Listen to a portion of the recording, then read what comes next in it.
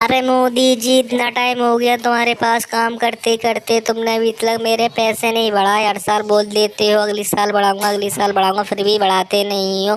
पैसे बढ़ाओ मेरे, इतनी गर्मी है, मुझ पे इतने कम पैसों में काम नहीं हो पाता है मोदी जी।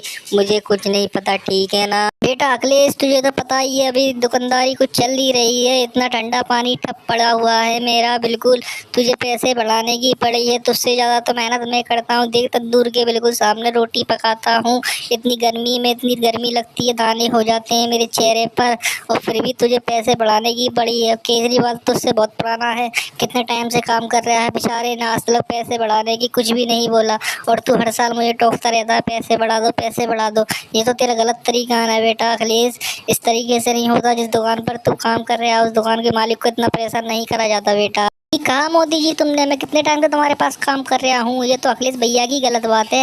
इस तरीके से परेशान नहीं करा जाता। ये तो सिर्फ इस तरीके से लोई बनाते रहते हैं आटे की, और मैं तो इतना सारा आटा गूंथता हूँ, इतनी गर्मी में इतना पसीना आता है। इनसे ज़्यादा तो दाने मेरे हो रहे हैं, देखो पूरे हाथ पैरों पर मोदी जी।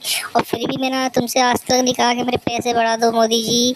तुम मुझे बहुत अच्छे मालिक लगे, क्योंकि तुम मुझे उधार दे देते हो ना पैसे, इस वजह से तुम मुझे अच्छी लगे। मैं जब भी तुमसे मांगता हूँ तुम उधार दे देते हो। और अखिलेश भैया से एक दो बार मैंने मांगे, तुरंत मना कर दी इन्होंने। अगर ये हटना चाह रहे तो हटा दो, मैं दूसरा कारीगर लेकर आया हूँ अपने गांव से, वो तुम्हारे यहाँ काम करता रहेगा मोदी जी। टेंशन मत लो। अगर ये तुम्हें धमकी भी दे रहे हैं हटाने की, हटने की, तो हटा दो इन्हें, कोई दिक्कत नहीं है।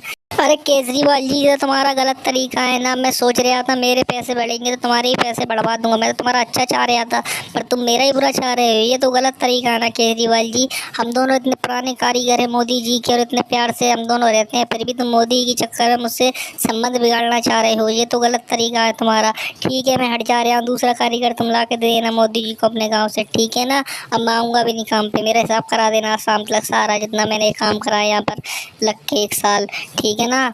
ठीक है, नहीं आऊँगा कल से, देख लेना। अरे मोदी भैया, तुम्हें नहीं आना तुम बताओ, ठीक है ना? मुझे धमकी मत दो, मैं तो ले आऊँगा। गाँव में मेरे बहुत सारे कारीगर हैं, मैं ना किसी को पकड़ के ले आऊँगा मोदी जी की दुकान पर मोदी जी की दुकान बंद नहीं होने दूंगा। उनकी दुकान बहुत अच्छी चलेगी, तुमसे जब चले जाओ तुमसे भी अच्छी चलेगी। देख लेना, तुम जब आया करोगे वापस तो तुम्हें भगा दिया जा करेगा, नहीं लग रखेंगे तुम मोदी जी काम पर, देख लेना तुम।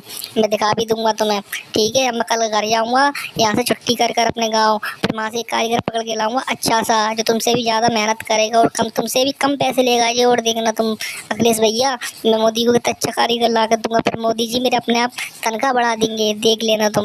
तो ठीक है अखिलेश बेटा, कल से तू काम पर मत आइयो, कल मेरे पास कारीगर आ जाएगा, केजरीवाल लेकर आएगा, ठीक है ना? अपना जो हिसाब है बस शाम तक करा लियो, तेरा पूरा हिसाब कर दूंगा।